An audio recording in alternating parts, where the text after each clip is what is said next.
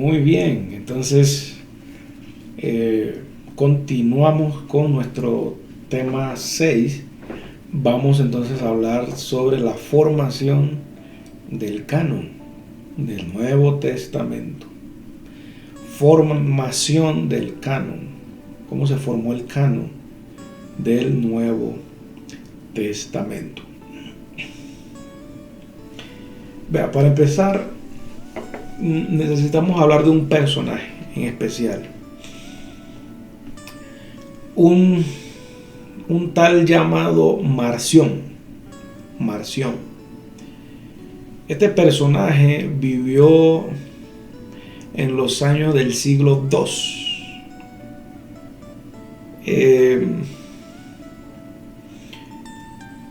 Aunque era cristiano, pues de nombre, no eran sus ideologías teológicas, no eran acuerdo, no estaban de acuerdo con la sana doctrina.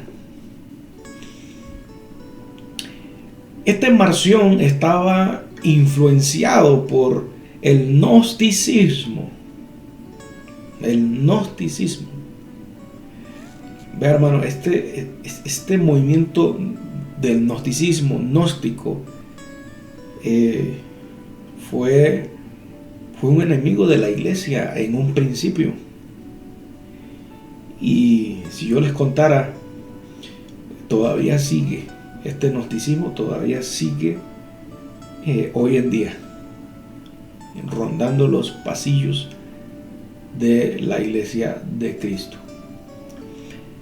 Este Marción está influenciado con la ideología del gnosticismo. Y este Marción también tenía un amigo que era maestro también, maestro de falsa doctrina. Este maestro se llamó Cerdo, así como se oye, Cerdo, con C mayúscula. ¿Qué enseñaba este maestro de falsa doctrina? Bueno, enseñaba que el Dios del Antiguo Testamento, ya ese Jehová del Antiguo Testamento, no podría ser el Dios bueno. ¿Ya?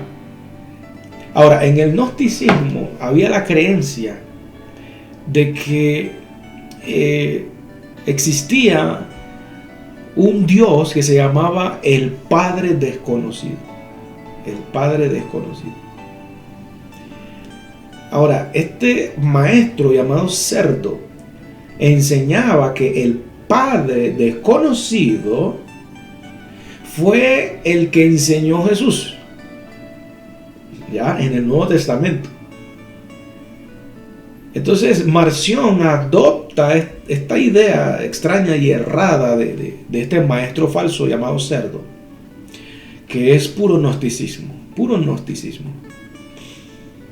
Entonces Marción adopta esas ideas, y Marción entonces empieza a rechazar los libros del Antiguo Testamento. ¿Por qué? Porque los libros del Antiguo Testamento hablan supuestamente, de un Dios malvado, un Dios que manda a matar gente. Bueno, entonces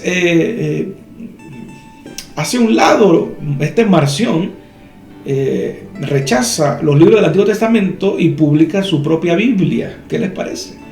Publica su propia Biblia. ¿Cuándo?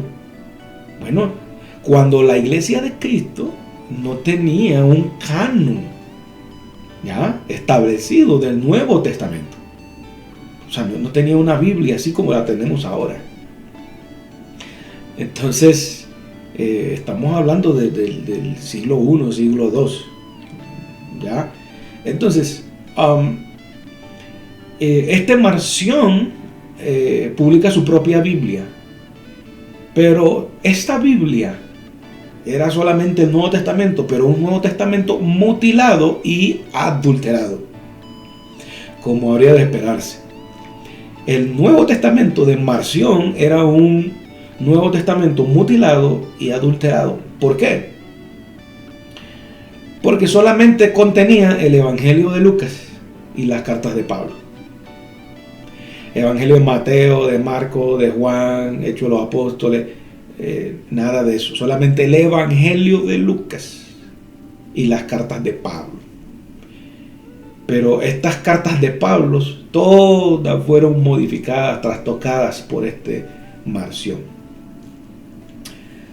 Ahora, una vez entendido esto, este trasfondo, ustedes pueden ya ver la necesidad entonces que había dentro del seno de la iglesia cristiana de crear el canon, de tener ya establecidos cuáles son los libros ya del Nuevo Testamento que van a servir de edificación a la feligresía, a las iglesias. Entonces, Marción va a ser esa causa negativa, ¿no? Para que la iglesia cristiana pueda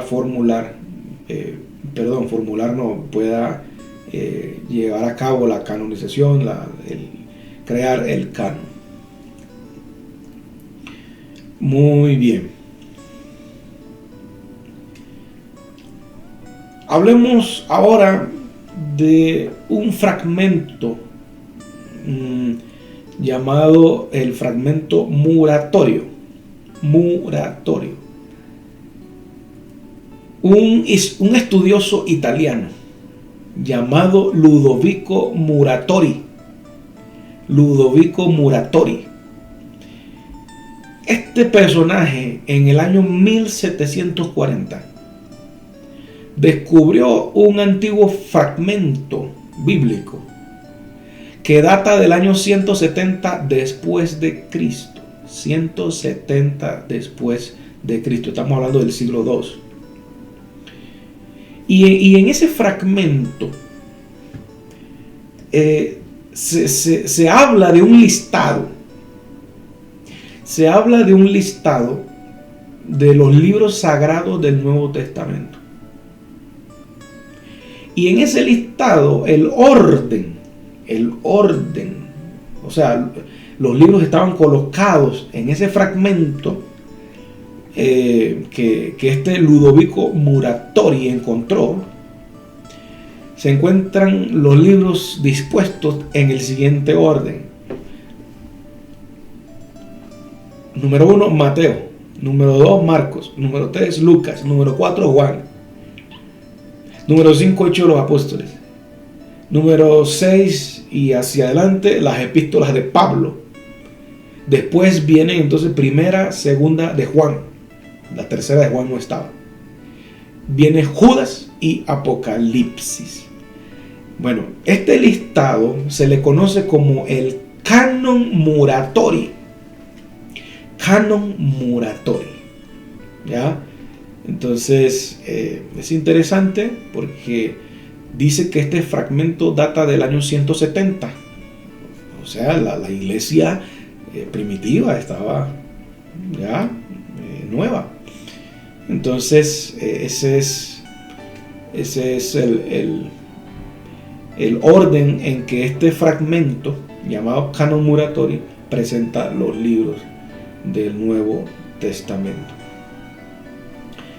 Ahora, ¿cuándo fue que oficialmente, de manera oficial, se presentó ya el canon como lo conocemos hoy en nuestras Biblias, en este caso el Nuevo Testamento?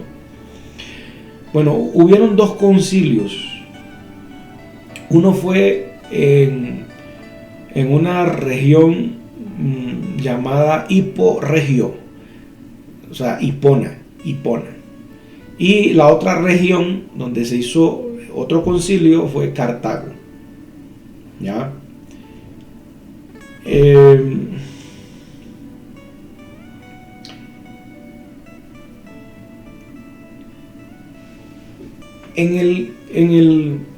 el canon Muratori, vimos que Hebreo no estaba. No está en el canon Muratori. Santiago tampoco.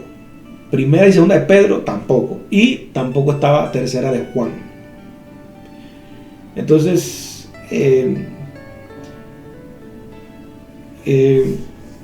estos libros, aunque no estaban ahí en ese canon moratorio, eso no significa que los cristianos de las iglesias en el tiempo de la iglesia primitiva, en el siglo I, siglo II, no lo leyeran, ¿no?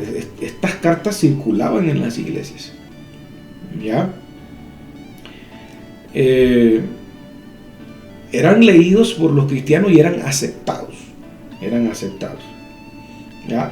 Lo que no había es ya como una oficialidad, ¿ya? Una oficialidad donde todos estos libros estuvieran juntos, ya condensados, como lo tenemos ahora en nuestro Nuevo Testamento, sino que cada de estos libros andaban por allí sueltos, ya andaban circulando, pero no estaban compilados. ¿Cuándo sucedió esta compilación? Bueno, cuando se oficializó el canon del Nuevo Testamento. Y esta oficialización se dio en estos dos concilios, de Hipona y de Cartago. Según la historia cristiana, los historiadores cristianos, dice que fue un personaje llamado Atanasio, quien en el año 367 fue el primero que propuso la colección tal cual como existe hoy en día, de estos 27 libros. Entonces, el concilio de Hipona se realizó en el año 393, y el de Cartago en el 397. Estamos hablando del siglo IV. ¿Ya? Esto sucedió al norte de África, bajo el liderazgo de un señor llamado Agustín. ¿Ya? Entonces, allí fue, en estos dos concilios, donde se dijo de manera pues oficial: bueno, estos son los libros del Nuevo Testamento, vamos a compilarlo, y pues es como lo tenemos el día de hoy. Muy bien. ¿Cuáles fueron las normas principales para considerar que este escrito pertenecía al cuerpo del Nuevo Testamento, por lo tanto libros inspirados? ¿Cuál fue el criterio que se tomó? Bueno, esos libros tenían que ser, en primer lugar, ser escritos por un apóstol de Jesucristo. ¿Ya? Ser escrito por un apóstol. Y en segundo lugar, ese escrito, si no era escrito redactado por un apóstol, ya debía ser escrito por un discípulo cercano de algún apóstol. ¿Ya? Un discípulo cercano de algún apóstol. Esos fueron los criterios. Así que, bueno, por allí se ha preservado los escritos de un cristiano que, según los historiadores, fue discípulo de Juan, el apóstol. Ese cristiano discípulo se llamó Ignacio, y él tiene unos escritos, él tiene una serie de cartas. Yo las he leído y me parecen muy sanas, y esos escritos son antiquísimos. Esos escritos datan del siglo II, datan del siglo II, o sea, de los años 100 y tanto. Y cuando uno los lee, uno percibe el mismo sabor, el mismo ambiente, el mismo tono de los escritos del apóstol Juan, de los escritos del Nuevo Testamento. Pero bueno, no se incluyeron ahí en el canon, pero a mi juicio es algo personal. Esto no lo cree el Ivy Pool no lo crea el Instituto Bíblico, no, o sea, no lo está presentando. O sea, eso es algo muy personal mío. Yo pienso que esas cartas de Ignacio sí se debieron incluir en este grupo de textos del Nuevo Testamento. ¿Ya? Pero bueno, con esto son suficientes para que el Señor trate con nosotros, salve a las personas y nos lleve a la perfección. Así que, hermanos queridos estudiantes de este curso, por aquí vamos y así están las cosas. Entonces, este ha sido la clase formación del canon del Nuevo Testamento. Así que bendiciones y nos vemos en la próxima clase.